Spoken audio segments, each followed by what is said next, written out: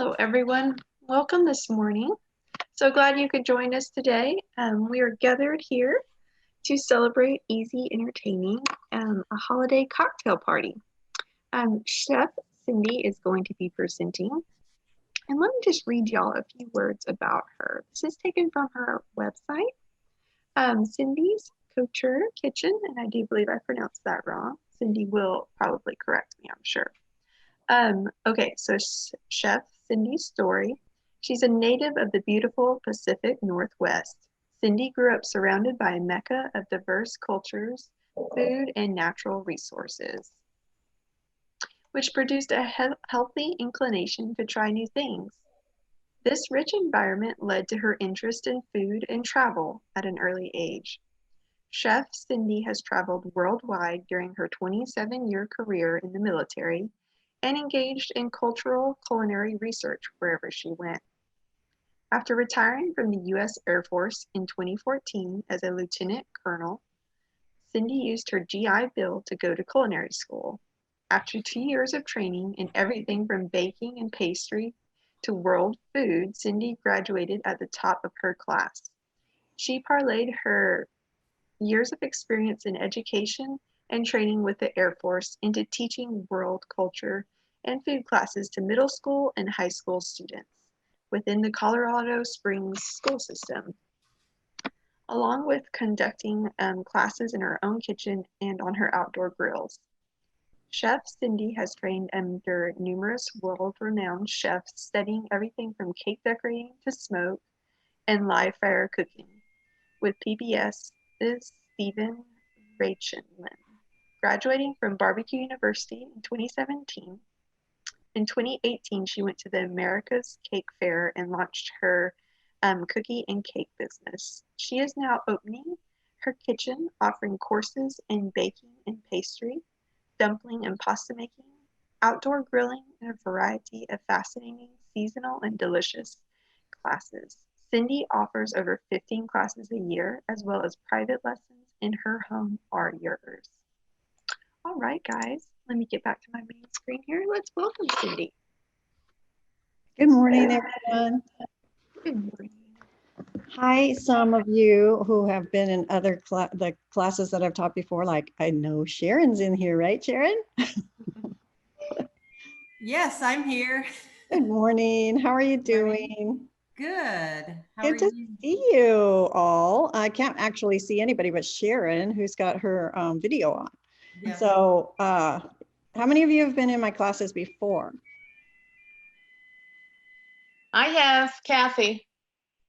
Hi, Kathy. Hi. Hi. And I see you just opened your video, but what is your name?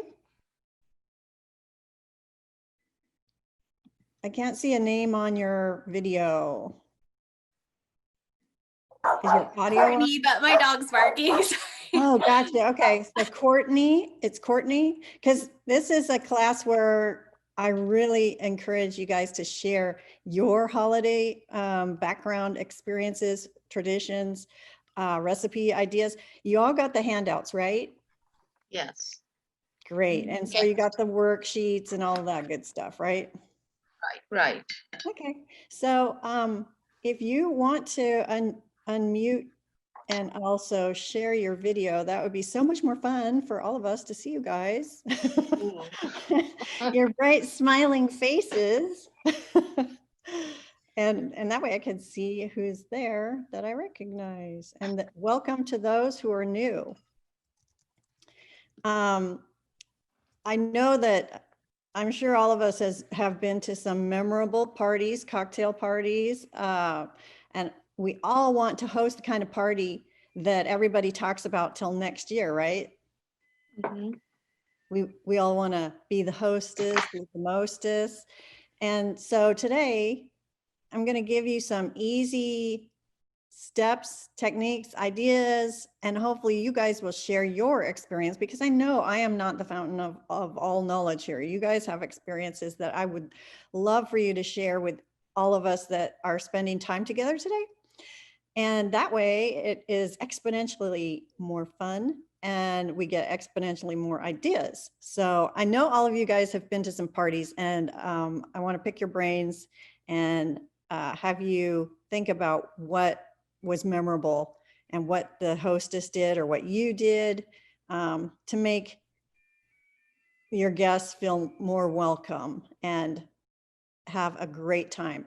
So when guests, you want to put yourself in your guests' heels or shoes, and when they walk through the door, you know, hopefully they will feel immediately welcome, and it will also be a cocktail party or a party that you will get to enjoy too. So by the end of this class, hopefully you'll have the tools and techniques in your tool bag to make these things something that you will want to do versus dreading. Because I know a lot of us kind of dread entertaining because it's a lot of work, right? It can be. But today, what we're going to do is hopefully give you some ideas that will make it way easier, and some things to put in your toolkit. Now, this is a friend of mine, Emily Ellen, and and she is a lot of fun to be around, and you can tell that this is someone you definitely love to party with, right? She's pretty enthusiastic, and she was at I'm in Florida now. I was just in Bulverde Spring Branch a few weeks ago because I was stationed at Lackland. I don't know if Bethany mentioned that, but I was stationed at Lackland for 8 years, and my mom, and she lives in Bulverde Spring Branch.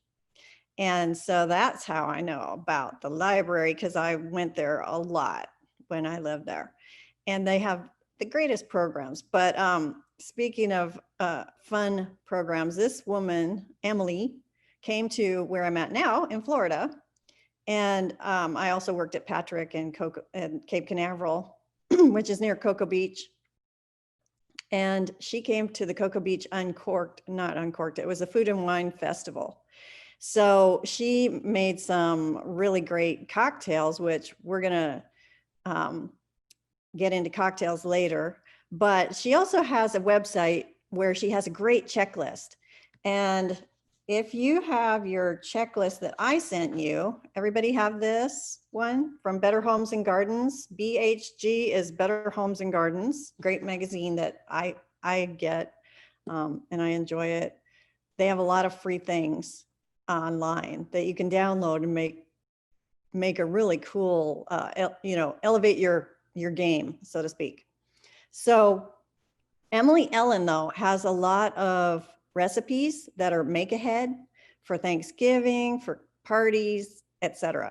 So when you get a chance, check out her website, emilyellen.com, and she has a great checklist as well. It's a holiday entertaining checklist. And so in doing research and putting this class together, I kind of synthesized lots of different elements from different people, experts on entertaining. And also my grandmother was a fabulous entertainer. And my grandparents used to have the greatest parties. And I just remember that growing up during the holidays and New Year's. You know, we had Thanksgiving at my aunt and uncle's. Fabulous entertainers. They always had the greatest cocktail parties at their house. My uncle was an engineer with Boeing for 35 years. And they were definitely the cocktail generation. And so they loved to dance. They had, lots of friends, and they all had wonderful times together. So I kind of learned from these people. And so and then in the Air Force, when I was at San Antonio, I worked for the 2-star Air Force general in charge of Air Force cyber. So all the computer systems in the Air Force, she was in charge of, 2-star. And I also worked for her, or with her actually, in Colorado Springs when I was stationed there. But in San Antonio, she worked on Security Hill at Lackland, and she had a lot of parties. And I also worked for a 4-star, couple 4-stars.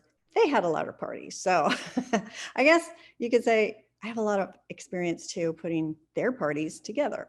So we're going to talk about some of the things in that what it takes to plan a party. But first, let's look at today's party plan or overview. So there are a lot of different parties that you can put together, but what kind do you actually want? Because there's a couple ways that you can party. And so we'll look at that. And then those checklists, we're going to be looking at those as we go through today's time together. We're going to talk about guests and invitations, some ideas that you can use that make it a snap to get the word out that you're having a soiree. And then flaunting your food and drink. How are you going to, add that wow factor? And then planning the menu, some considerations for that, as well as giving you a chance to share your family holiday traditions. And hopefully some of you have some like family favorites that you have to have every year that you'll send Bethany, and then she'll send to all of us, which we can all look at and hopefully enjoy this Christmas season. So any questions on what we're going to be doing today together? Let's get started. So ways to party. So sit down casual and formal dinners are something that is great for small, intimate holiday gatherings. But for more people, a larger party, it's usually easier to have smaller appetizer kind of dishes. Like if you're going to have 10 people or around that number or more, you want to just have a lot of small dishes, maybe placed on a buffet, to buffet or not to buffet. So if you have someone who can pass around the hors d'oeuvres and stuff, then a cocktail party is perfect. But you can also have a cocktail party with a buffet and just, again, put those smaller appetizer style dishes in strategic locations around your living spaces for the guests to enjoy at their leisure. And that, I think, is the key to that makes it so much easier to have a cocktail party buffet, is that guests can be participating in creating the drinks and putting together the appetizers. And that gets the monkey off your back, so to speak. So that, I think, is the key, is to do a buffet kind of, unless you have hot hors d'oeuvres that you want to pass around and make sure that guests enjoy them before they get cold. Then you might want to pass them around. So let's talk about these checklists. You want to first choose a date and time for your party, and then start thinking of people to invite. And you want to try and do that, about 1 month ahead of time and send the invitations out. I would suggest digital invitations if possible, and get them out like 3 weeks in advance, especially during the holiday season when everybody has their calendar booking up in advance. So if you want to have the year's, most talked about party, you want to make sure the people are there. So get on their calendar, make sure that they have a heads up. And the easiest way to do that, I found, is with like Evite or digital invitations. Anybody ever use Evite? I've been invited to things through that, and I found it very enjoyable and easy experience. Mm-hmm. So what are some of the benefits of digital invitations? As a person that received it, I found it very simple because they had the directions to their house on it with a little map, so that was very nice. And you could also check if you were bringing a dish or item with you, so I thought that was nice too. And in addition, you can check, there's a spot to say if you're going to bring a +1 or +2 or whatever. What else do digital invitations usually have for guests to respond? A yes or no or a maybe, and also who's invited. Yes, and that comes directly back to you with a list that you can easily tabulate and see who's coming, who's not decided yet, and who's not coming. Correct. And then the other thing is you want to ask if there's any dietary restrictions for you to know about when you're planning the menu. If someone's allergic to shellfish or, that kind of thing. And then you who's RSVP'd. So that makes it super easy to follow up to those who haven't responded yet. So that's what, about 2 weeks prior to your party, you want to follow up. And, just a lot of times these digital invitations have the follow-up already set. You can set it for like 1 week before, 1 day before, or a combination of those. So they kind of remind your guests, oh yeah, don't forget, you'll be very disappointed. And then you can also plan if there's going to be anybody coming from out of town, you can also, get whatever you need to get ready, the guest room or the couch or whatever for your friends. So digital invitations have so many advantages. I would encourage you all to check out Evite because it's free.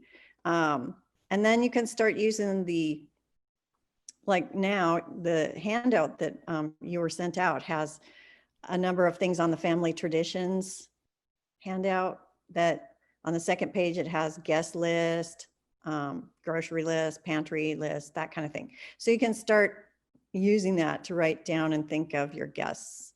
And then just the other thing about these digital invitations is they have the cutest graphics, because look at the one on the right. Isn't that the cutest thing? I just love that. They have all kinds, and it's super fun to check them out and see which one you like best and which fits the theme of your party. So speaking of themes, what kind of themes can you have for your party? That you want to, get in the holiday spirit, get everybody in the holiday spirit. And, nothing says holidays more than getting dressed up.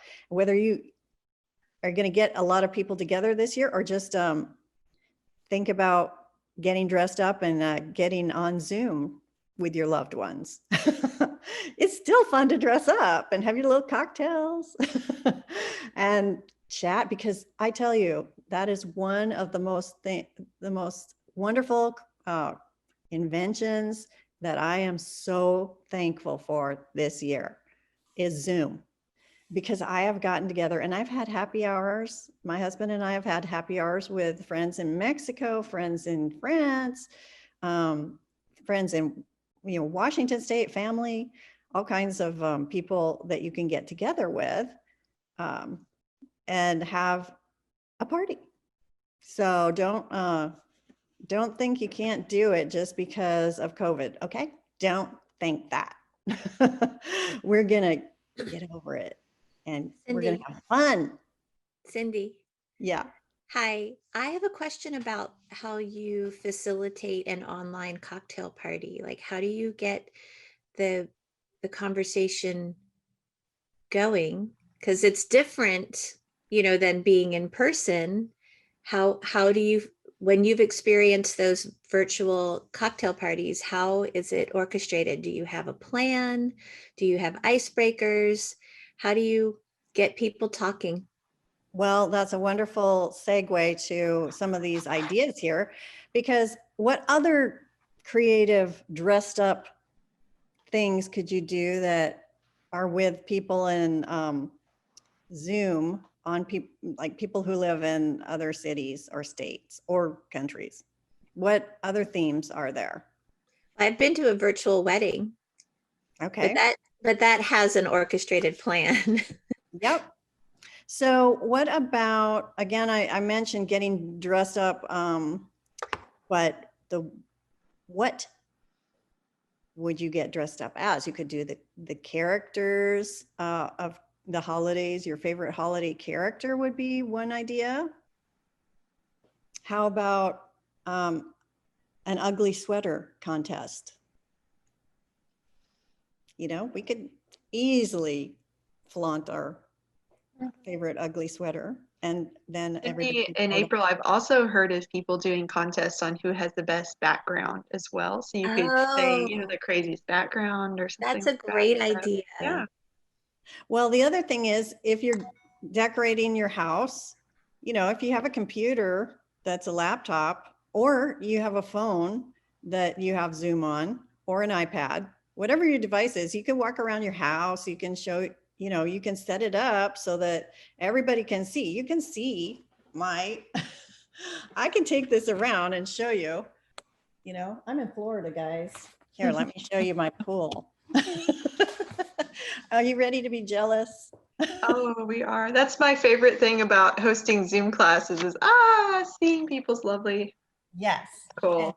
So, I mean, you can decorate for the holidays and, just show people your decorations, whatever. Y'all don't want to see my house. But I I have don't want to go there 4 yet. teenagers and there's laundry everywhere. So we'll just.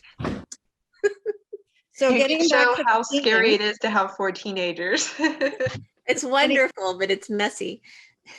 So getting back to the themes of getting dressed up, you could have the ugly sweater. That's another one. How about a pajama party? Your favorite? I have Christmas pajamas, and I get a new pair of pajamas usually around the holidays every year. So you could have a pajama party. And that doesn't have to be virtual. That could be in person. I mean, it's just make it fun. The other themes that you could have would be get creative, like say a gingerbread decorating contest. And again, that could be virtual. Everybody or make a gingerbread house and decorate it. And then you have like a little voting on whose is the most beautiful one, or the ugliest one, or whatever you want to do. But that's a fun way to get people involved. And Sharon just typed in the chat and said a Roaring Twenties party. So there you go. Yep, that's another great dress up theme is the Roaring Twenties. How about Downton Abbey, Harry Potter characters or houses of Harry Potter, dressing in the colors of Harry Potter. So you could have a gingerbread fixer-upper party for the Get Creative theme. And then, people always like to make and take something. You could give that as a door prize if people, you say you have 3 gingerbread houses and, a bunch of people break them up into groups and have them put together all the decorations onto their houses. Like say there's 4 in each group and you have a whole bunch of decorations that people can use to decorate their houses with. And then, let them take them home if they want to take them home, or you get to keep them. Again, it's your party. So what about holiday cheer? How about, wine parties? The wine parties that were so popular in the past are still very, very popular today in 2020. You could have I'm dreaming of a white wine Christmas party where everybody wears white and your decorations are all white like snowflakes. I could do that in Florida and it would be fine. And you could do it in Texas and it'd be beautiful. So well, in Texas and Florida both, we might could even host the event outside around Christmas. Exactly. That's what's fun. And you have to kind of think about, like, say for adult activities, are they going to be out? Can they go outdoors? And we are very fortunate that we can, because it's beautiful in Texas and Florida in the wintertime. And I love being outside. So as far as outdoor madness, what kinds of things could you do game-wise outdoors that are simple? How about like a little cornhole or mini golf or croquet tournament or something like that? If you have a nice big backyard, you could do a tournament of some sort, not like flag football where everybody gets rolling around in the dirt or anything, but just something that gets people playing a game. We need to play more games. I think people need to have fun again. I am strongly in favor of having fun. So, and I don't know. What do you guys do outdoors for fun at your parties?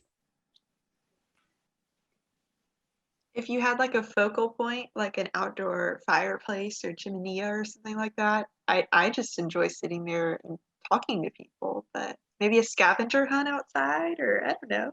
That sounds fun.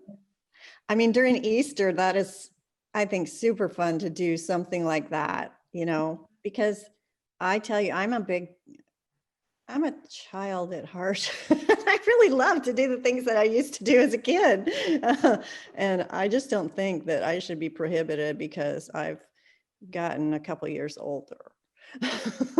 Adults like to be allowed to play and be told they can, so if it's a scheduled event at the party or something allowed, that could be really fun for everyone. Exactly. It gives people permission because they think that just because they're older, they don't have permission to have fun anymore, but that's so unfair. It's just discrimination based on age. And another fun one to break the ice, again, sometimes adults, you need to kind of get into the playing thing in a gentle way, is to play the game. Have you ever heard of Who is Who? Where everybody brings a photo of themselves when they were young, and you kind of put it in a collage around, and then everybody tries to figure out who is who, and you write the names of who they think that picture is below the picture. And that's a lot of fun for older folks that you can't tell anymore what they looked like when they were young, but it's a really cute way to learn something about that person too. And it's probably usually, if they can bring a holiday one, that's really a nice way to add that into the theme of the party. And then of course, have you ever heard of the game Two Truths and a Spoof? That's a fun icebreaker. And I used to do that when I was training people in the Air Force and all the services in human relations. We used to do this game called Two Truths and a Spoof. So say I told you I've climbed Mount Rainier, I've piloted a ferry, and I've been to South Africa. You would have to think of which two are true and which one's false. Any ideas? Cindy, you're such an adventurer. I would believe any of them. It's palatable. Yeah, well, I haven't climbed Mount Rainier, but I grew up in Seattle and my husband has climbed it twice. That's when I became interested in, wow, he likes where I'm from. And he ate salmon, which was check. And yes, I've been to South Africa, and yes, I've piloted a ferry into Puget Sound, downtown Seattle. That was really fun until they stopped that. But it wasn't me that ran the ferry aground. Well, Cindy, we have been observing social distancing. So when we've had people over, we've done it outside. So we've set up chairs and tables and kind of food for each of my teens' friends. And then they will play just kind of games that they can play at a distance, but they're still with each other talking. When I've had some of their moms over, the kids will be social distancing and playing their games in the backyard, and the moms and I will be on the front porch at a distance. I've ordered these paint kits, that you can order from a local store where you could paint with your friends. I'll order them to go and then set up little stations for the moms, and we do that on the porch. And so that is a way to do it, do these parties social distance with it, wherever your comfort zone is and whatever your local recommendations are. And I love some of these icebreakers because these are things that you can do, again, social distance as well, and still be enjoying each other. Yeah. And then the other ideas in the Air Force, I used to manage human relations programs for the wing commander at different bases. And every month we celebrated a different group of Americans, like Hispanic Americans, Asian Americans, African Americans, different backgrounds, women in the military kind of thing. And we always learned a little about the history. And one of the people that participated in one of my classes said that she had a party like that, and she has a lot of different friends, like Jewish friends, African-American, Asian, whatever. But that's another theme easily. Or if there's all these people coming to your house for the holidays, each one could make a dish from, say, wherever their roots are, whatever their ethnic background is. Say it's Poland or, England or whatever. And then you'd learn a lot more about that person and the things that are meaningful and interesting about their ethnicity. So that's another idea. The other thing at the bottom there, you see the strike a pose. That is a reference to like those instant cameras that spit out the pictures immediately, or a photo booth. That is one of the most fun things that you can do at a party because they're like an instant souvenir. And then you can put them together as a thank you. Like if they're digital, or you rent a photo booth, for example, you can make a CD, you could put them on Facebook. That's a lot of fun. And then everybody has something to remember the party by. And that you can make postcards out of them. A lot of these photo booths spit out like a postcard photo with, you've seen what Walgreens does for Christmas cards. It's similar to that. And those are really, really nice. But you could also just buy a Fujifilm instant mini camera, like at Target or Walmart or something like that, and have that. And then you could just develop the film and put it online, send it out, do the same thing. So any other ideas? Betty had typed in chat a good Thanksgiving idea. During COVID, how about a group of neighbors with each family cooking a dish, bring food to one location and then divide up for each family to pick up their portion. Everyone then connects through Zoom while enjoying the food. So that's a good idea. That's always a great thing just because it keeps you connected. Zoom is wonderful because you can stay connected, and it's, that's what the holidays are about, connecting with those you love. So getting back to your party planning lists, decorating to-do lists, you kind of want to keep to a tight color palette, and because that can keep things looking put together, like white flowers with hurricane vases with white candles in them. Then you can put whatever color accent around that you want and change it out from the fall to the winter to New Year's. It's really easy to do it that way. And it just is less work for you. And you can also make garlands like you see in this picture right here. And you see the leaf. That's super simple, really beautiful, but simple and elegant. And then the candles. What do you guys think about candles, scented or unscented? Definitely unscented if there's any questions, because you don't want that scent of the candles to compete with the food that you're making. So either use those little ones that are battery powered candles. That's really the way to go, is those battery powered ones. And then you just don't have to worry about them burning out and don't have to fiddle with it. The other thing is sticky notes. Whatever, you need to think about the dishes that you're going to make. If you're going to have a sit down menu, especially, but for whatever kind of party, you need to think about the serving dishes as well as the serving spoons, tongs, whatever you're going to use that go with them, and put that out like a week ahead of time, and put sticky notes on each of those dishes that help you remember what they're for, because you forget. And it also, it just helps you think through the process instead of waiting till the last minute, which most of us are guilty of waiting till the last minute and scrambling, and then it becomes stressful, and then you're like, oh dear God, let me get this thing over with. And you don't want to have that happening. You just want to be able to relax and welcome your guests and with a full heart and a full glass of whatever you're drinking that night, and have things go smoothly and easily. So that again is another tip. Get your serving dishes and serving pieces out and put a sticky note in them so that you know what they're for.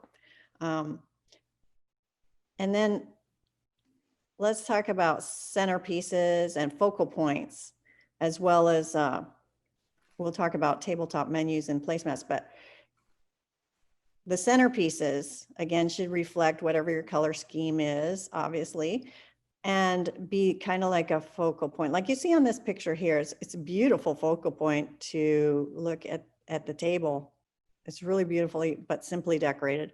And as far as tabletop menus and placemats, there are places like betterhomesandgardens.com/tabletop that you can download these printable freebies. And as you can see, this is a Thanksgiving menu. Focus on a little nice saying on gratitude. And then you can just write in, or you can even pick a font and use that and print out your menus for each place setting. Or you can have a placemat that this, I think, is so cute with, you know, what are you grateful for right on the placemat for Thanksgiving. It's a no-brainer, you know, and it's so cute. When is it? If you can see that, it says, Piglet noticed that even though he had a very small heart, it could hold a rather large amount of gratitude. And again, at Thanksgiving, you know, what better time to get back to what's important and being thankful for what you do have, and helping, especially younger people. Maybe that's something that you want to pass to them, is to be, you know, a habit that they pick up for their life to be happy, is gratitude. So this is a neat way of doing that. So I want you to take a look at this slide and look at the two pictures there and tell me what you notice about, you know, what the host or hostess did in these cases to make their food and drink extra special and to basically flaunt it. Elevated the height on the right-hand side. Okay, the excellent food. point.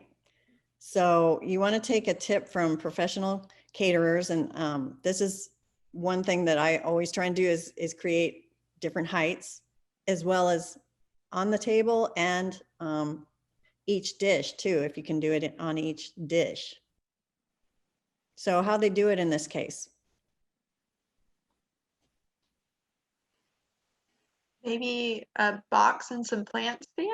I'm not really sure what the center part is. I mean, anything you could find around your house, maybe. Well, you see on the right, there's like little tables.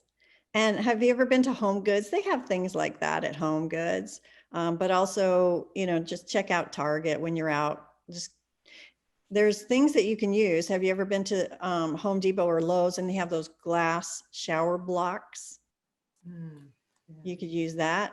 Hobby Lobby, look at the crates. Michael's, they have stuff like that all over the place. So those are great for elevating your food. And then look at the one on the left. What is the food on right there?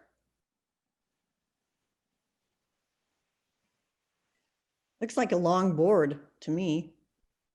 And it's kind of cool, I thought, how they put the wine for people to help themselves right on the table too.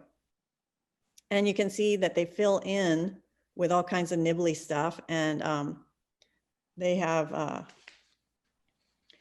things like dips and things like that, condiments for And people. small containers of the same item in different areas, so you don't have to reach over someone else to get everything. Mhm. The other tip on the one on the right is only elevate cold or room temperature foods. You don't want hot foods elevated for safety reasons.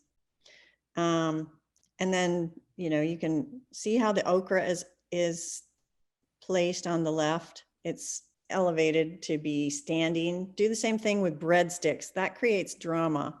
You know, they're not all flat and one-dimensional placements. So think about adding height and using something dramatically like crackers, breadsticks, whatever you want to, again, use to add drama and height and texture to your buffet. Let's take a look at the next photo. And when guests ask you what they can bring,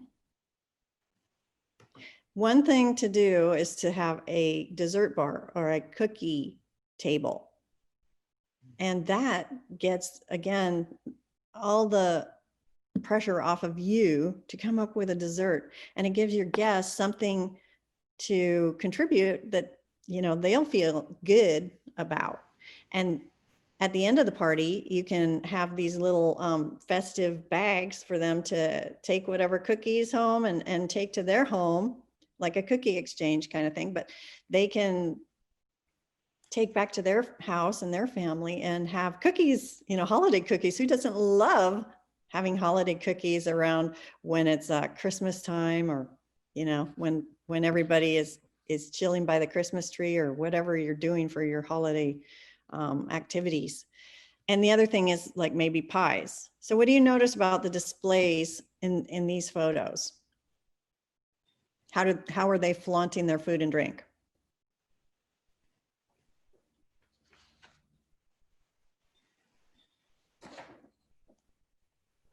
Height again as well. And how are they doing that?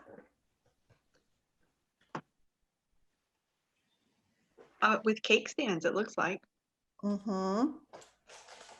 And then. Oh, and on presents, yeah. And Individual what? signs too. What's that? Oh, is it individual signs? You know, like designating what food is what food. Mm-hmm. And what's this?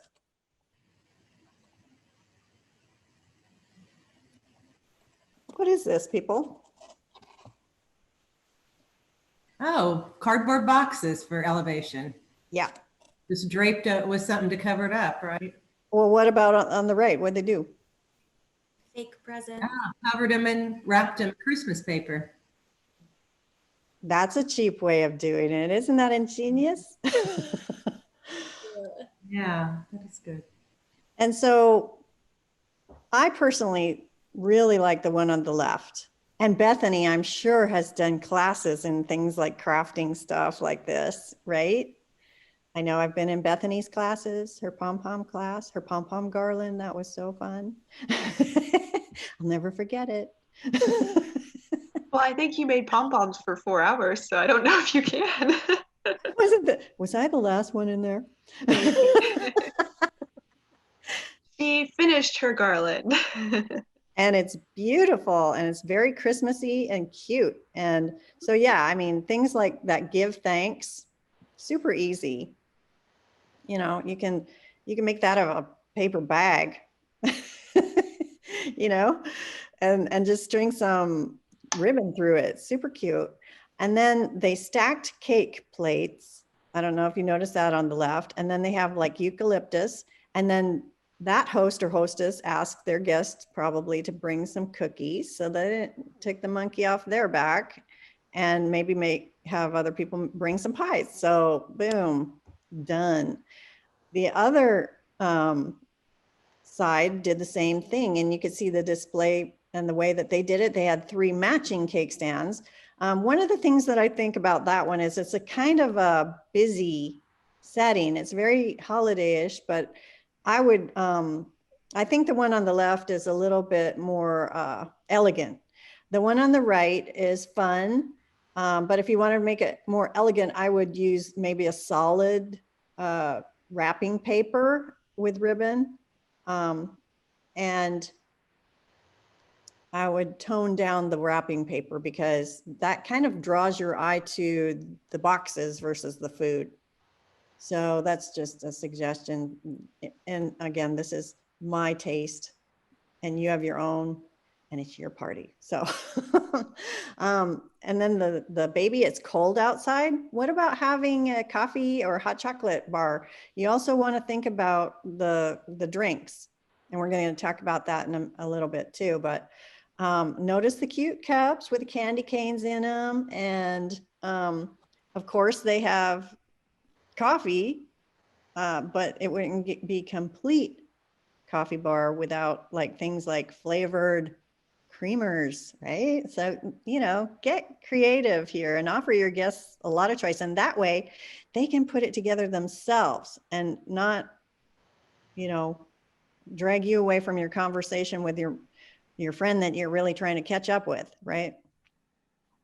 So think about things that offer guests a way to get involved, and also the treats that go well with coffee, cake, pie, cookies, etc. And boom, you got that angle covered. And this is like for a pajama party, you could just do this if you want to have only the desserts and drinks. For like, you could also add Bailey's and Frangelico and Kahlua. I mean, make it a boozy hot chocolate bar or coffee bar. You know, the sky's the limit. So these are a couple ideas that are fun and you can think about doing. So then the food, and again, let's be honest, cocktail parties are super fun and amazing and memorable because of the displays, but also because of the food. And you can try so many of them. It's so fun because they're appetizers, and you can do skewers of cheese or fruit, and they're served, you know, in ways that we don't often eat, which is like with our fingers, like with skewers and things like that, which also makes it fun. And you can buy these cute little plates, you know, these are little appetizer plates for like bites that are small bites. And they also have, like at the dollar store, you can get these little spoons and put them, you know, whatever the bite is or dessert, whatever, on these little spoons. And keep it interesting. So again, the checklist comes back in, and in the Air Force and the military, we're all about checklists. We do nothing without a checklist. And the same is true for this cocktail party. I suggest you do an inventory of your fridge and your pantry. And of course, you know, of your shopping list, that comes from that. And yeah, it's a little bit of work to make a list, but it's so worth it, because if you start, again, with the one that I sent you, if you start thinking about your menu, and some of the dishes say that are in this handout that I gave you today, and that we'll do together some of them. If you start making the list, you can shop throughout the month and pick up the non-perishables like way ahead of time, like a month ahead of time. And then if you can't find it at one store, you know, you still have like 3 weeks to go get it at another one. So do it ahead of time, and it's going to make your life so much easier. And then one other thing is, you want to make sure you clean out your fridge to make room for all the dishes for the party. And then a lot of the recipes that make your life easier are make ahead recipes that you can freeze.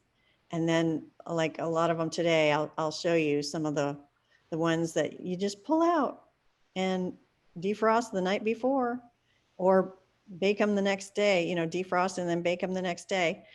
And then, like we were talking before, have guests make their own foods and drinks. And I'll talk a little bit more on that. So caprese on a stick, they can assemble that, right? Or you can do it for them, but mini sandwiches, they can put that kind of thing together themselves. And so like things like build your own taco bar, or your own chili bar, that kind of thing, or your own cocktails. That's going to cause guest interaction, you know, get them up and moving and get their minds working, and that's going to make it more fun. Cheeses are also a caterer's go-to, because you can put them out at room temperature. You don't have to worry about them. You can assemble them ahead of time. So as far as cheese boards, or, you know, the platform that the cheese goes on, what are some ideas on that you could create a cheese board with. Because you don't have to have, you don't have to have an expensive one from Crate and Barrel. What are some ideas that you've seen at parties?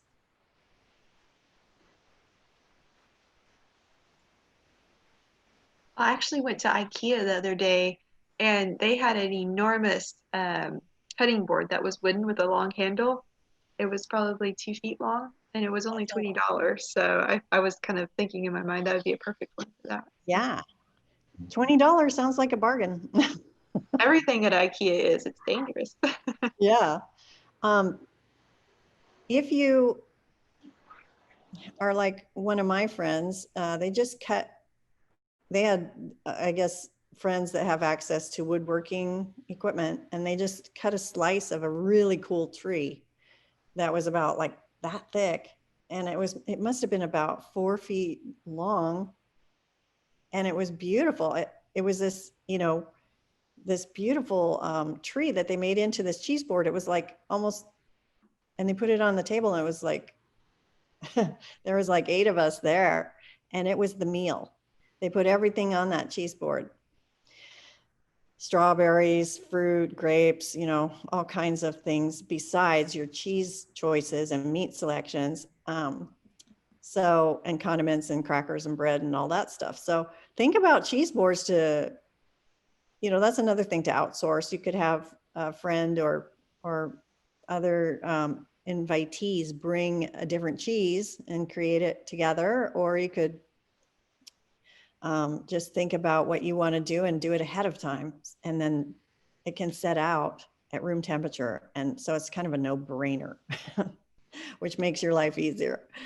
And you usually want to estimate about depending on the length of your party, about maybe 8 to 10 crackers per person, or bread slices, that kind of thing.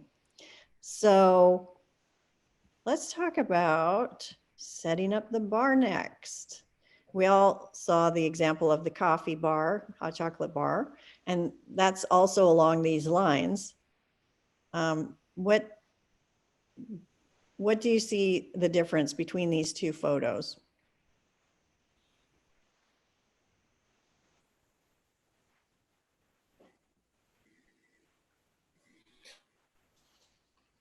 A lot less confusion on the right side. So there's 2 ideas there. One, and it's very popular cocktail party ideas, the make your own drinks bar, where you basically set guests up with everything that they need to try out their bartending skills. And, that allows guests to share their drink ideas and experiment with new ones with each other, whoever's standing around the bar. And, people learn that way, and it's kind of fun. And the other one is, if you don't want to hire a professional drink server and you don't want to bring out or you don't have that many, just keep it simple and make a pre-batched cocktail. And that's what the one on the right is. You got the red wine sangria and the white wine sangria. And, during the holidays, you could just easily do that in a crock pot with glühwein, mulled wine. That's an easy serve yourself kind of drink. And so you can do a combination, but I would try and limit the open bar menu to 1 or 2 simple cocktails. You could also have a popular beer or ale, a Christmas holiday ale. There's a lot of those out. And I know in San Antonio, there's a lot of choices. So the Pearl, and, all kinds of great holiday beers. But again, the red and white wine makes it a lot easier. But if you're hosting at your house and say a friend wants something more specific than what you put out, or that you're going to put out, you might want to say on the invitation, feel free to bring your own bottle. If they drink something in particular that that you're not going to have a lot of or whatever. So there's so many punches and pre-batched recipes for cocktail punches out there, like eggnogs, Christmas bourbon punches, champagne is another one that you could add or just set out, like framboise or cassis, black currant, and then orange juice, of course, for mimosas or something like that. That's another idea for serve yourself, create your own cocktail. And that gives guests a little something to do and talk about. So whatever gets them up and active and talking is always a win-win situation. And that way, it takes a lot of the pressure off of you. So let's talk about your traditions. And also I want to share with you some of the other things. You can find these on the Better Homes and Gardens website, and you just write in what you're having, and that can be put in a picture frame on your buffet. And then if you're having a sit down, you can also print the place cards, and then you can color these in or paint them in if you want to match your colors. But they do have a couple choices that are pretty Thanksgiving-ish, and I'm sure they'll have some for the Christmas holidays too. So let's talk about the worksheet on, say, what are you guys most thankful for? I told you what one of the things that I'm most thankful for is Zoom. What are some of the things that you're most thankful for this holiday season?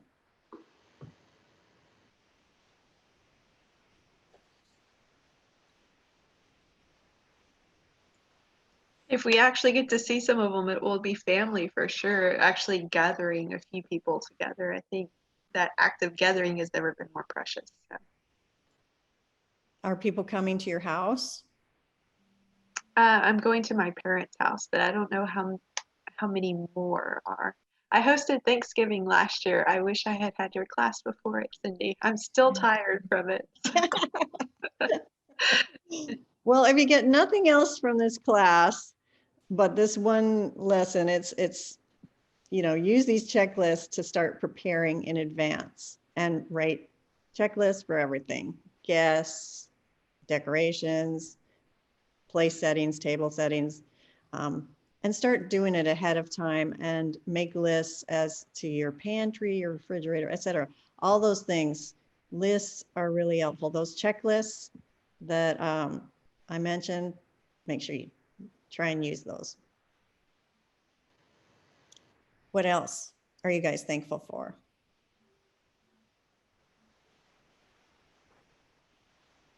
Well, I'm just thankful for my wonderful kids. They're a lot of fun. And so we are just beginning to think about how to make Thanksgiving fun with doing kind of some virtual gatherings. But I had a question for you. I want to pick your brain. Cindy, if you don't mind. I'm thinking of doing 2 virtual parties. One is like a virtual lunch where we have lunch and just kind of talk together. And then another one is a cocktail party. And what I was going to do with the cocktail party is drop off little kits to each of the guests to their homes before the cocktail party, so we can have the same one themed cocktail together. And maybe a dessert with that. What do you think of that idea? And do you have any ideas for that kit? Well, one thing is, that sounds like a lot of work for you.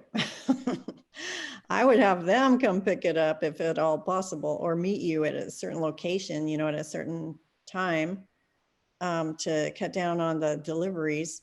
But that's my take on that. Running around is a lot during when you're already putting together, Okay.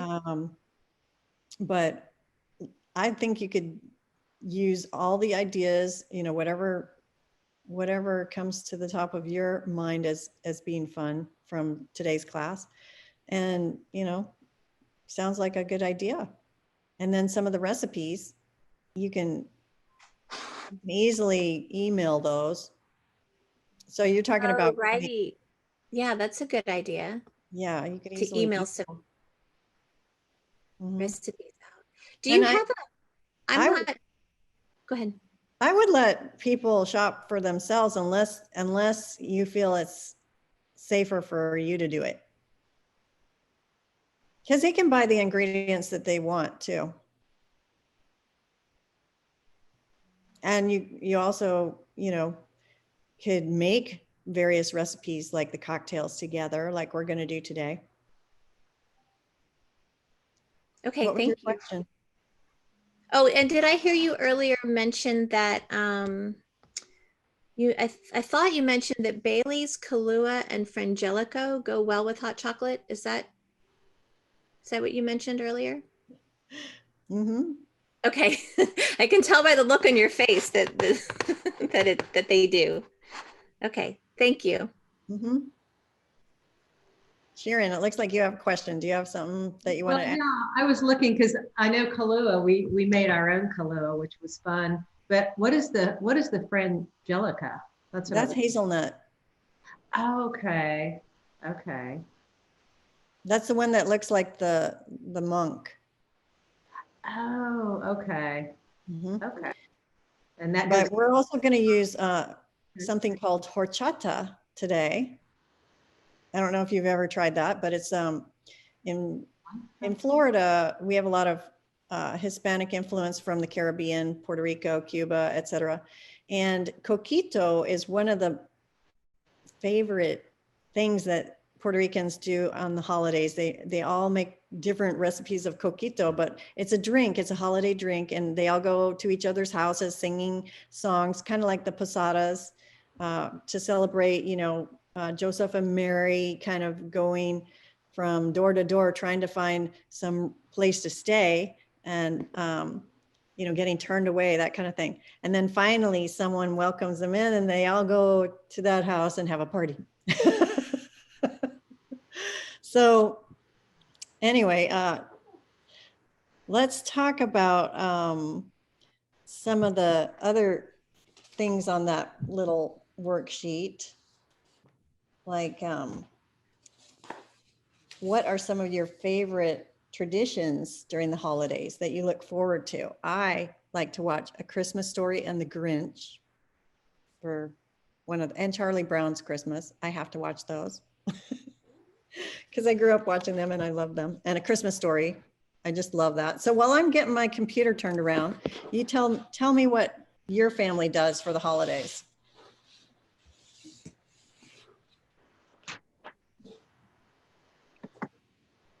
Anybody? Well, my grandmother usually makes two very specific candy recipes, the fruitcake cookies and white divinity, a little tiny. And it's kind of hit me while you were just talking about that. She hasn't made divinity in 2 years, and I'm like, I need to go learn from my grandmother how to make these candies, how she makes them. I know there's recipes all over the world of those. But that's very special. It's like something you look forward to for most of the year. So. And why is that, Bethany? Why does that matter to you so much? Well, I love food, but it's also, I've lived my whole life with my mom saying, oh, I tried to make divinity once and it's impossible. So I think it's like something unattainable, I almost feel like that my grandmother does. And also it's, she does it. So that's why it feels so fun. And it reminds you of her and you love her. Oh, yes, definitely. And that's really what the essence of the holidays is all about, is your heart, right? Mm-hmm. Doing things that you love. And as we see them getting older, I think it's also like I'm afraid that this tradition might end if I don't learn how to do it. So there we go. Exactly.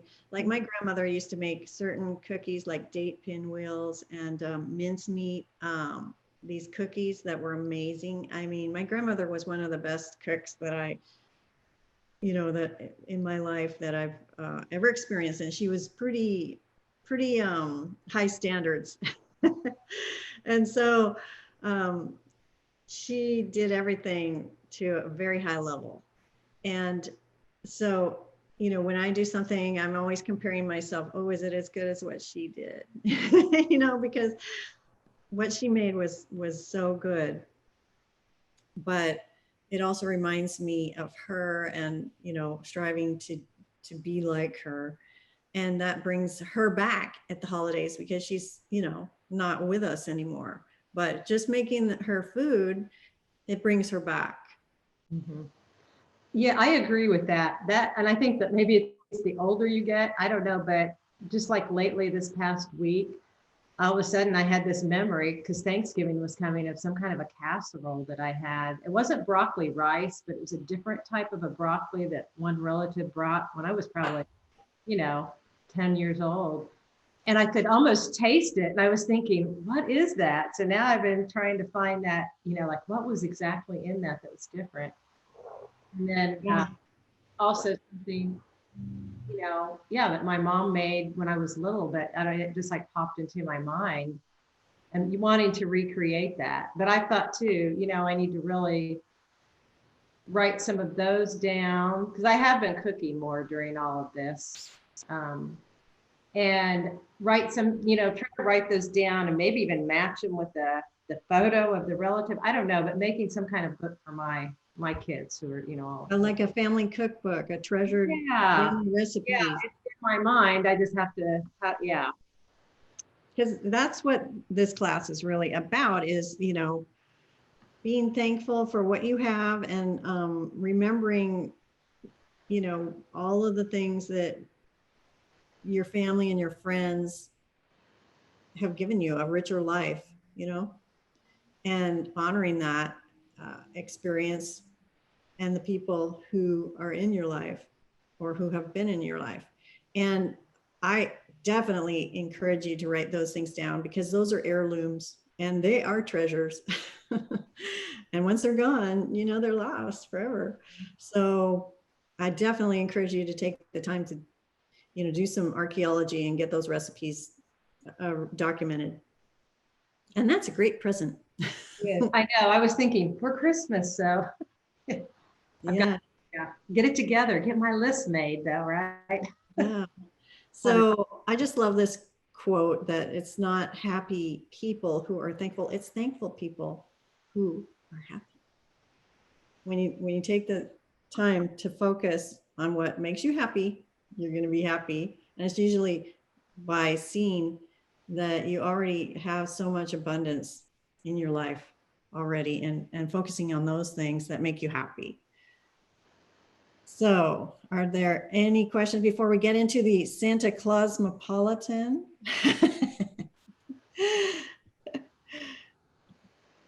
I'm going to stop sharing and pin my view so you guys can see what I'm doing here. So right here, I have 2 plates. One's pecans, one's this sanding sugar. If you can see that, I use this with my cookies too, because the sugar is a lot larger crystals than just regular table sugar. And so I'm going to use that with my cocktails. And so I'm going to make the pecan pie, but I'm just going to show you how to do the rim of the Santa Clausmopolitan because I already have one made.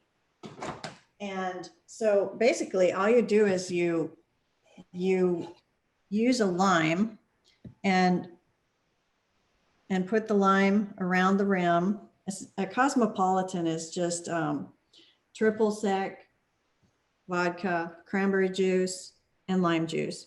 So once you got the lime juice on your glass rim, you just dip it in the sugar and it's going to stick. And you can get that all set up ahead of time and set them out. And this is what it looks like. And you garnish it with some rosemary and some cranberries. And I highly recommend if you've never had a cosmopolitan, it is so good. How many of you have ever had a cosmopolitan? Well, this is a holiday version, Santa Clausmopolitan. And it is delicious. So none of you have ever had a cosmopolitan, really? Cindy, I'm so ashamed. I need to go fix this. Oh, I have. I've used Ina Garden's Cosmopolitan recipe. They're pretty, well, I mean, there's variations, but you can use different kinds of cranberry juice, like peach cranberry, things like that. So this one is the Pecan Pie Martini. And I'm just gonna warm up my caramel.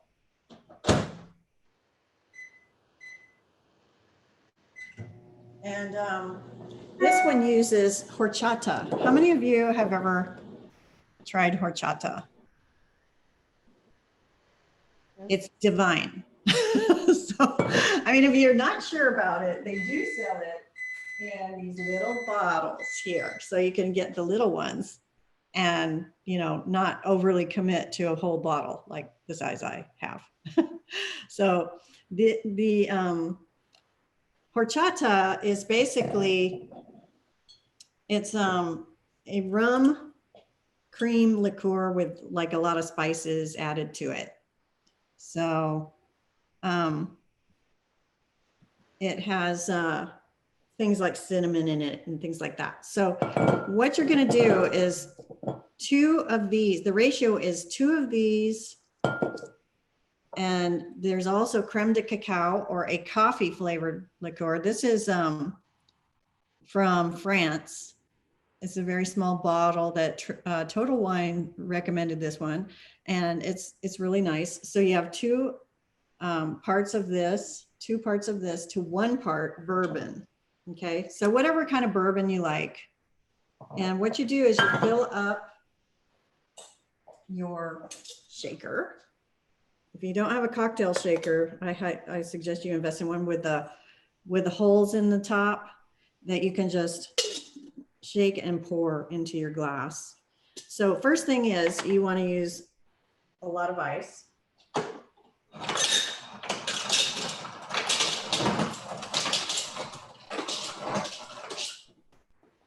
And then you want to put, like I said, the ratio is 1 part bourbon to 2 parts horchata and coffee. Creme de cacao. Oops. Creme de cacao is really what you're looking for in the liquor store. And this is super fun, this drink, because you know, a lot of these drinks, the rimming and the presentation is a lot of fun. And you can set this up for people to do themselves, but I would suggest that when people come, they already see this drink with the rim finished, and then you have this in the freezer and all you do is shake it and pour it. Super easy. So again, 2 parts creme de cacao or the coffee flavored, and then 2 parts horchata, which you can see this is a cream based liquor. I'll show you. Can you all see that? How it's creamy. So 2 parts of that.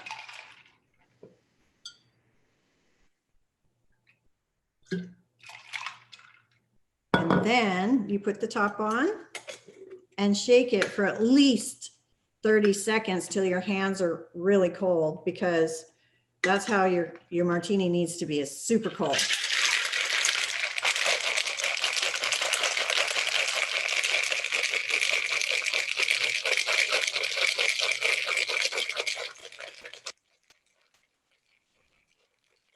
Any questions while I'm doing this? How many servings should that make that you just put all together? How long what? How many servings? This is 3 servings. Okay.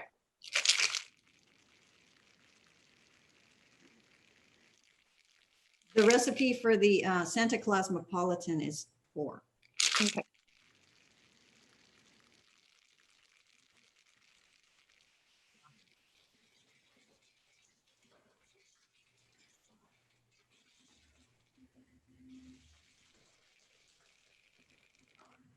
Okay, so my caramel, all I did was melt 3 tablespoons worth of caramels to where it's, you know, pourable consistency. And it's easier if you have a shallower bowl so that you can dip the rim in here. But I'm going to just go for it anyway. And what I do is I just dip the rim on the side of this thing without trying to pour any on my counter, and just twirl it around so it gets nice and coated with the caramel. And then I have my chopped pecans all ready to go in on my plate here. And once I've got my rim done, and it's got a sufficient amount of caramel on there, watch this. And you just twirl it around in there. And then you've got this really pretty and festive and delicious rim that your drink is gonna go into. Any questions on this? So that's the same thing you do for the Santa Claus Napolitan. Okay, so that's done. And then I pour in my drink.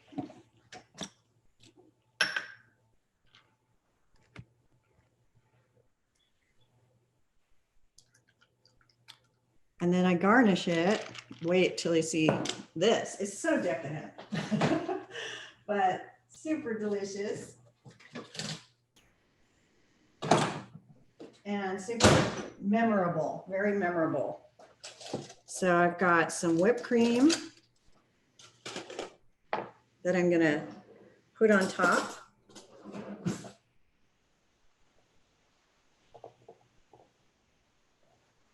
And on top of the whipped cream goes a pecan, along with some cinnamon. If you even want more cinnamon. So take a look at that. Doesn't that look great?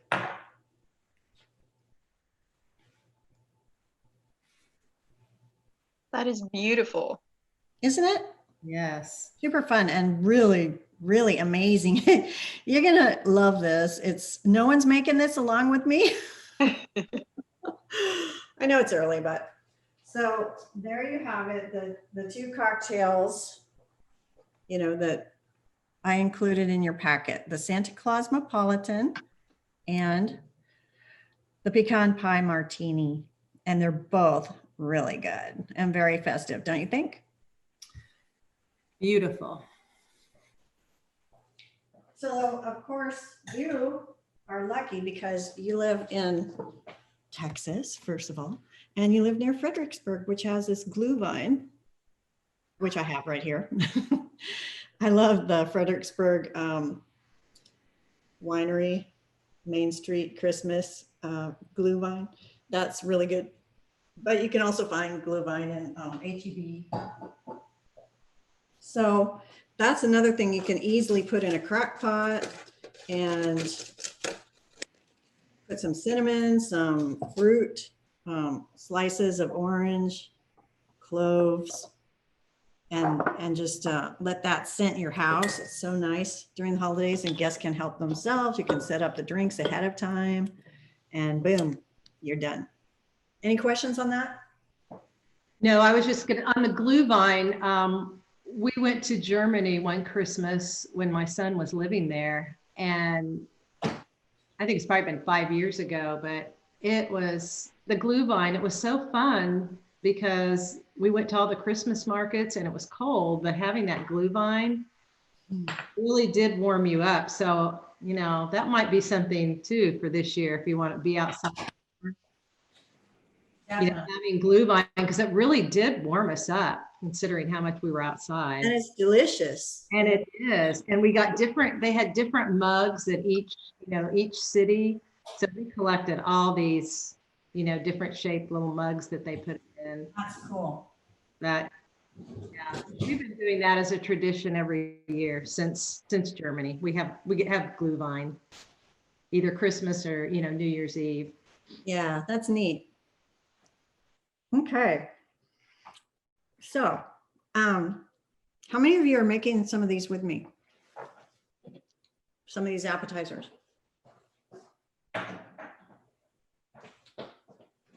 No one?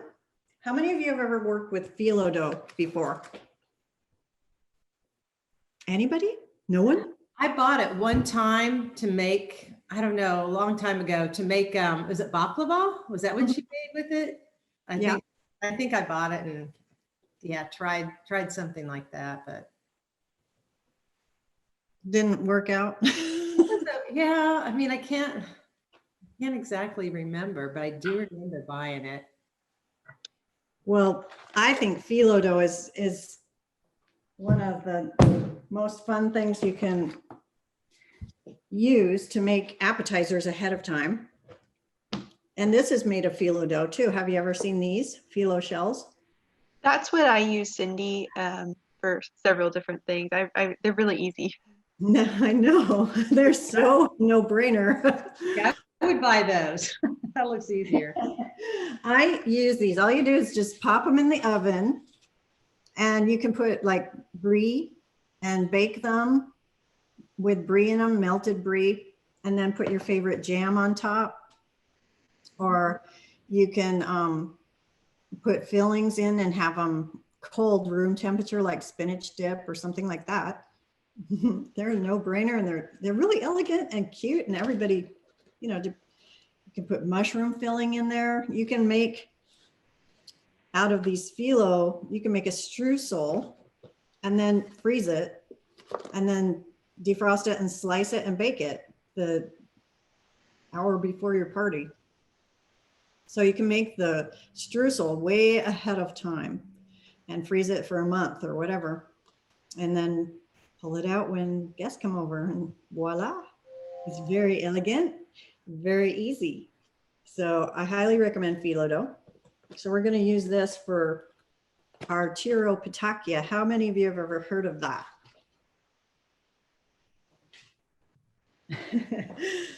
Probably not too many. And that's perfectly okay, because I'm going to show you how to do it. So I've got my butter right here that I've melted. And one thing about phyllo dough is, if you've never worked with it before, usually you get 2 rolls in a package, and you have to have a wet, damp cloth ready to go nearby you, because you want to keep your phyllo from cracking, and it cracks at room, if it's out exposed to the air for any length of time, it'll crack. So you have to cover it from oxygen to keep it nice. So you unroll it like this, and you can see all these little sheets of super paper thin, I mean, really, really paper thin dough. So you just unroll it and then cover it with a damp cloth. And I'm going to just work quickly because it does dry out. And I'm going to butter the layers of these phyllo dough sheets as quickly as possible and stack them on top of each other. So that's how you make baklava too. So I'm going to cover this with a damp cloth. It doesn't need to be wet, because that'll ruin your dough if you get it too wet, but it should be damp. So I've got my dough covered, and I'm going to go ahead and butter the layer that's down here. Any questions about phyllo dough? You can use this for so many things.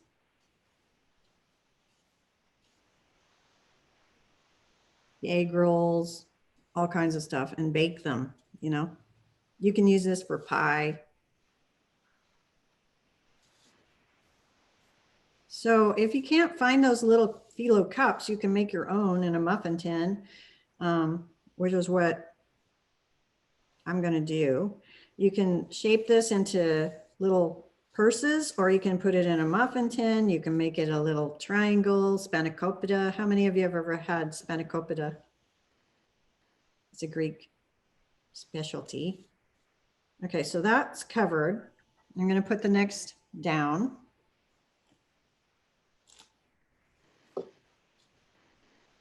So you just keep adding layers and buttering them. And that's going to create this really delicious flaky pastry. So I'm going to cover it back up again.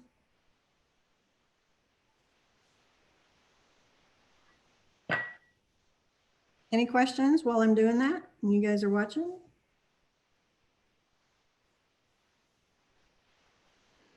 So what do you guys typically have for Thanksgiving dinner? Turkey?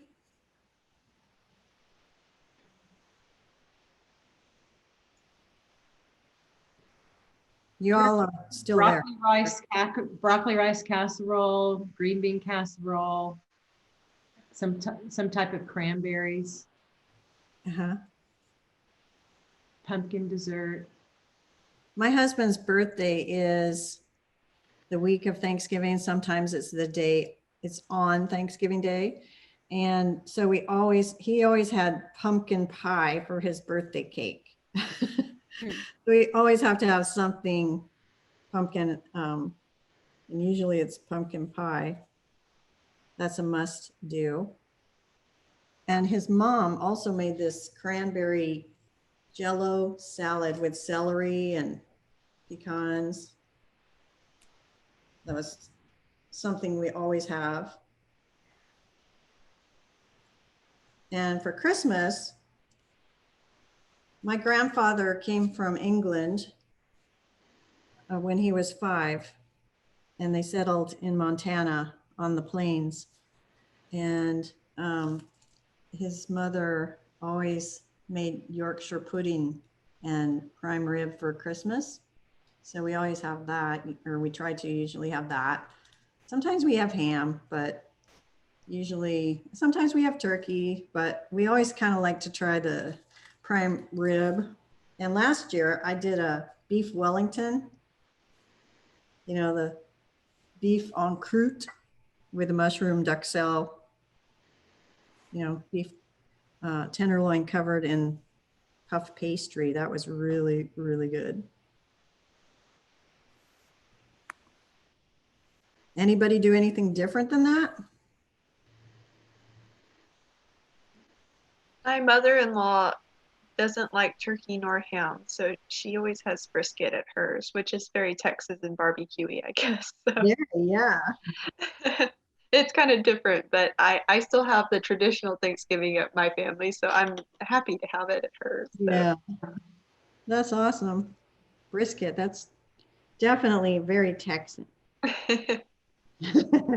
Very Texan, yes. Yeah, that's great. I love it. Okay, so I've got like 5 or 6 layers here, and I'm just going to cut this into 2-inch squares, and then I put my filling in it. So let's see, this is the middle. I think I'll start in the middle and then cut each of the halves in half.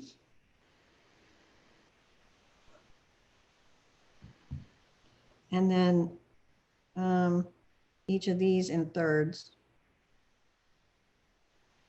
Makes it easy shape to put in your little muffin tins or cups. And then I'll show you that right over here. I'm going to roll this up because that's all I'm going to use for now. And I don't want it to dry out.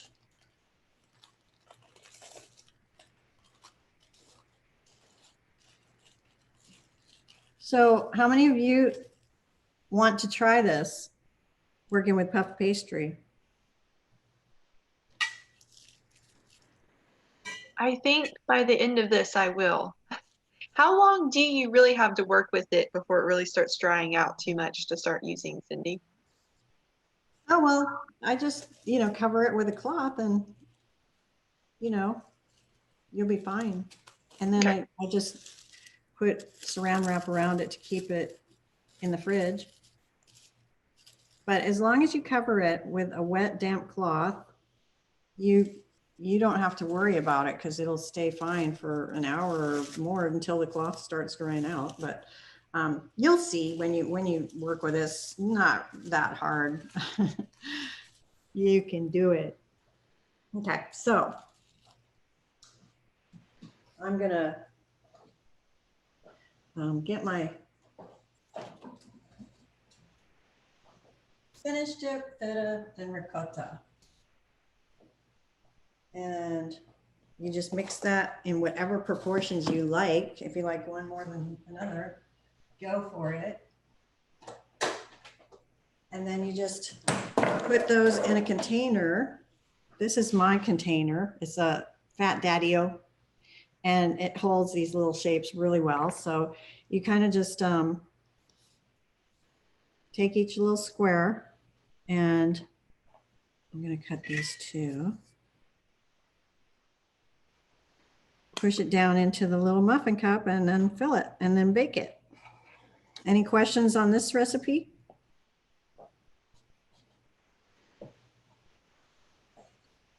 If you want to make the purses, then you would twist it instead of just leaving it as a cup. But just for speed's sake, I'm just gonna make little cups today. But you can see it's pretty easy. And that's your little cup. You put your filling in there and boom, bake it. And there's your appetizer. And I'll show you what that looks like in a minute, as soon as I get these stuffed in here.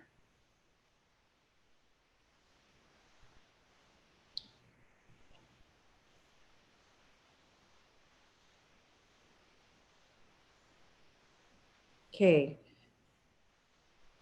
So what other platforms can you use to serve food in? I've got phyllo dough here that I'm showing you. What other ideas can you use to get food into your mouth?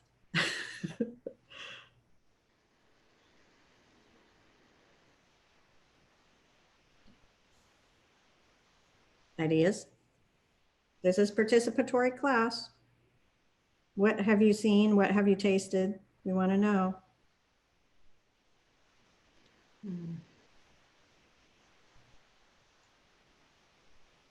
I guess How some about- sort of bread, perhaps, or even just a simple cracker. Okay, crackers, breads. Good. Skewers? Okay, good. You could just, you don't have to have gluten kind of things. You can have gluten-free, right? Good. So I've got my little phyllo cups here, and I can just mix all this stuff together and then fill them. That you get the idea, right? And then you bake it. So I've got feta. Usually Tiro Patacchia has feta, oregano, Italian, Parmigiano Reggiano, or just regular Pecorino Romano, and some ricotta and an egg or two, depending on the amount that you're making. This is only a small amount, so I'd only use an egg. So basically you just mix all of that stuff together, and I add spinach because I really like spinach in mine too. And that is another thing that you can put in there. Any questions on that recipe? What is the little red container that you put them in? Is that one of the silicone type? Yeah. Okay. It's silicone from Fat Daddy-O. Oh, okay. Fat Daddy-O? That's what it's called. I didn't make it up. And so this is what it looks like when you have made them. And they're delicious. Any questions? Nope. Okay, moving on. This is another use of pre-store-bought pastry. Anybody know what that is? It's puff pastry. And this is a spinach, not spinach, caramelized onion goat cheese tart. And everybody loves this one. And you can see that I've eaten half of it. But the thing that I've already done is bake the puff pastry. I've rolled it out and I've cut, not all the way through, but I've made a line about 3/4 in from the edge of the pastry so that the edge will kind of puff up higher and be separate from the middle part. And you push down on the middle part. And then after you caramelize the onions, I add fig jam because sometimes figs are hard to find. So I add fig jam and I mix all that together. And then you can put goat cheese or blue cheese, gorgonzola cheese, whatever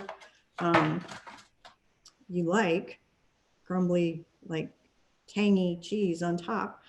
And everybody loves this. And then you top it with thyme, fresh thyme leaves, which I've already got on here. And then, you cut this into small little squares, and everybody that I've made that for at parties or that I serve when I'm, putting together parties for other people, they love this. So I recommend you try that. That is delicious. So that's another thing that you can do. And also you've all probably heard or tasted the recipe brie en croûte. Have you guys had that? Brie that's baked in puff pastry with some brown sugar, pecans, and maybe some dried cherries or something like that. Have you ever had that?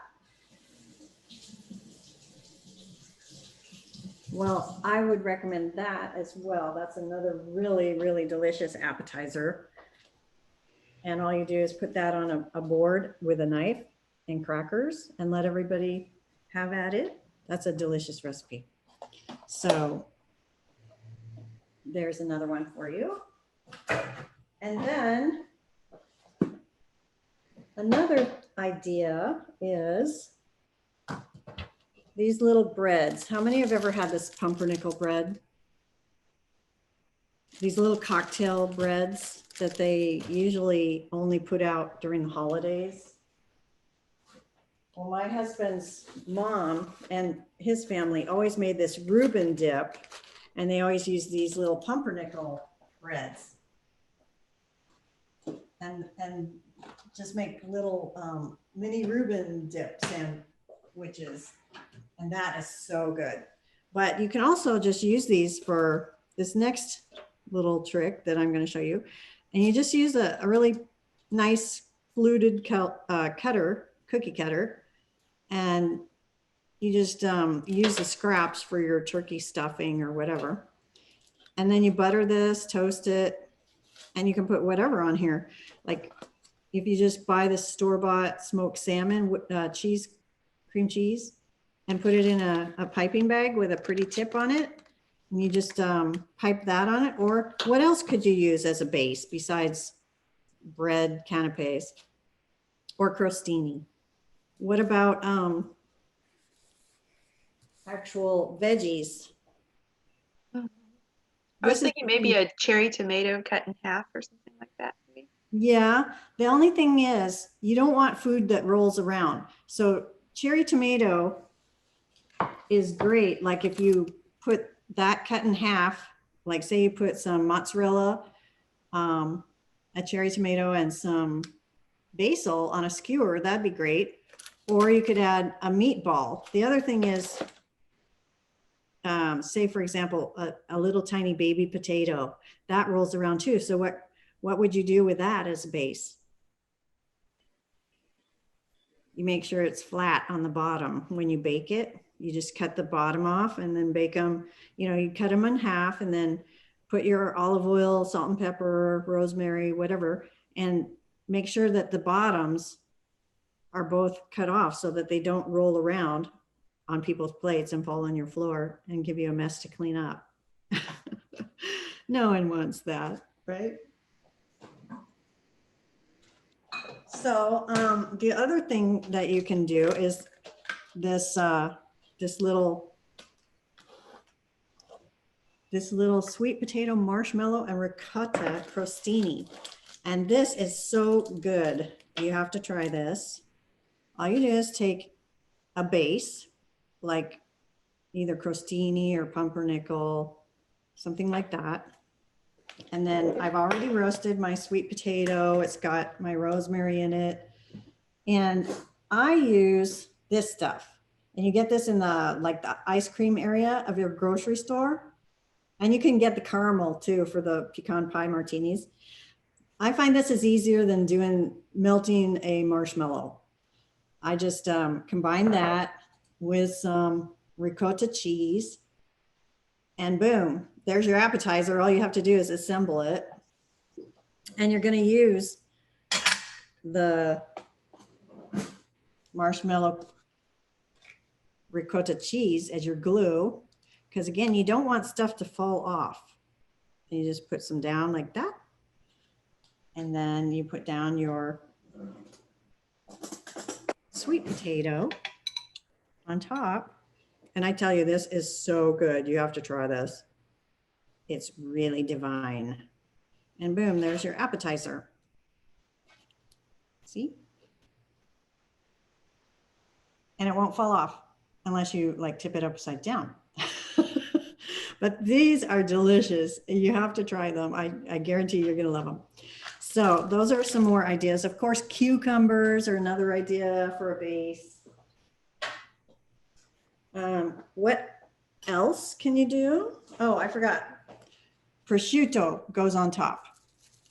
Don't forget the prosciutto on top of your sweet potato. It's really good. So another idea, we talked about finger foods. So I just got this from the store. You can buy this meatballs already formed.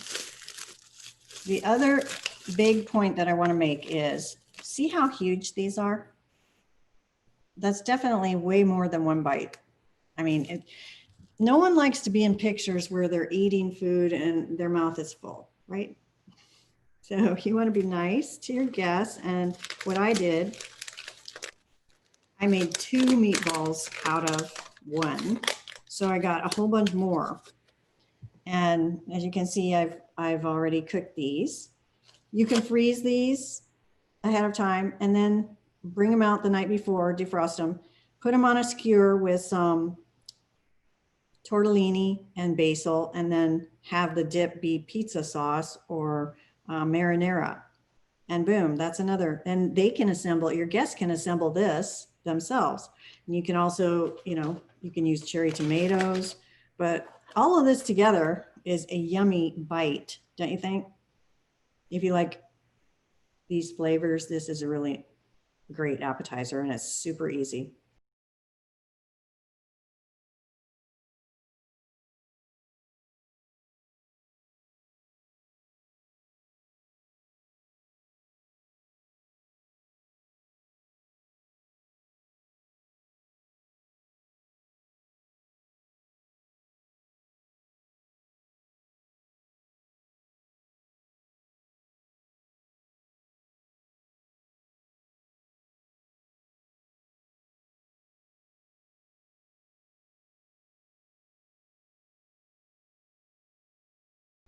Like I said, they're the perfect bite.